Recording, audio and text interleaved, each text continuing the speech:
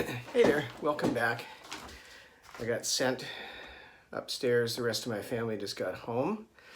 So, I'm going to review with you the discussion questions for social psych. Give examples of social facilitation and de-individuation. So what would be an example of social facilitation? Well, it's, if you recall, facilitate means to assist or direct.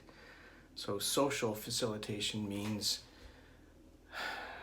that being in a social arena, having other people around you, helps you to do something. I think I mentioned in the original lecture that Norman Triplett was one of the earliest folks to observe this phenomena. He had people on bikes training, doing time trials on their own versus with other cyclists, and discovered, lo and behold, that when we're in a competitive situation and there's other cyclists on the track with us, we tend to go faster. So social facilitation. You may run faster, you may play harder in a sport if you know that other people are watching. So sometimes having other people around is good, it helps us, typically for simpler tasks. De-individuation. How many of you have been to a good riot? Not many, probably.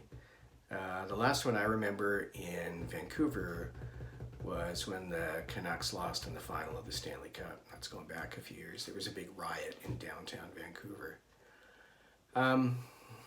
I remember being at out-of-control house parties, which is probably similar many, many years ago, where you're in a situation where you're in a crowd and maybe thousands, maybe hundreds of people around you. And to de-individuate means that in the context of a large crowd, we kind of lose ourselves. We kind of lose a sense of who we are and how we typically behave. So you might find yourself doing things in a crowd, in a riot, in a huge house party that you wouldn't normally do. So I guess de-individuation is sort of an extreme example of how our social environment can significantly change our behavior, maybe even temporarily who we are. So Solomon Asch, what did his research on conformity demonstrate? Solomon Asch was the guy who did the line study. The 3 lines, the judgment, and the subject had to either conform or not conform to what the Confederates was saying was the correct answer. And so I think the punchline from Solomon Asch's work is that we conform. And in his research, about 3/4 or 75% of people went along with the group consensus at least once. Okay. Conformity rates tend to be highest in what are called individualistic cultures, like North America. Would you expect individualist cultures to support conformity or non-conformity? Whoops, I think I just answered this one. So individualistic cultures support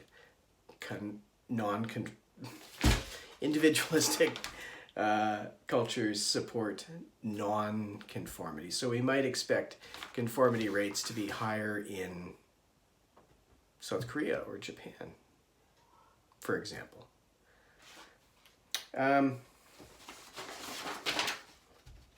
Roughly what percentage of subjects in Milgram's experiment went all the way to the end of the shock meter? Remember that? A lot of them, the majority, I think it was around 65%, wasn't it? Yeah, 65% of subjects went all the way. Everybody went to at least 300 volts. So you should probably have that stat locked away in your brain. Okay. What impacts rates of obedience? Do you remember those follow-up studies that varied very different things, like obedience rates went down but they were still quite high when the research was replicated in a rundown office building. rates went down when the teacher had to pick up the learner's hand and actually put it on the shock plate. Rates of obedience went down when we witness other people who disobey, who push back against authority. Describe the bystander effect. What is another name for the same thing? Bystander effect. This is Latané and Darley's research, and another name for it is diffusion of responsibility. It's this idea that when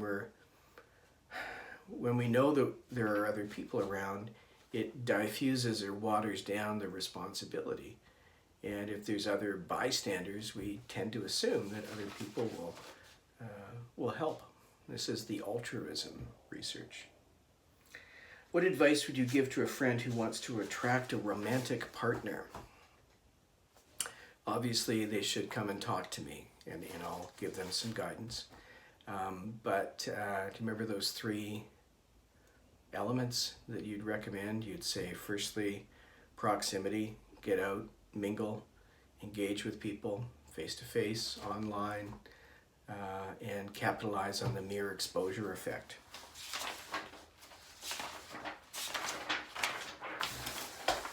I've forgotten what the other 2 were. I want to get the attractiveness.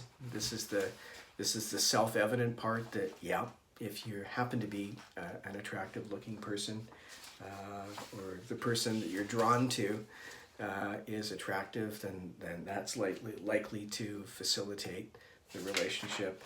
And finally, similarity, that the old adage, birds of a feather do tend to flock together, that ultimately we tend to form at least lasting relationships with people who are relatively similar to us.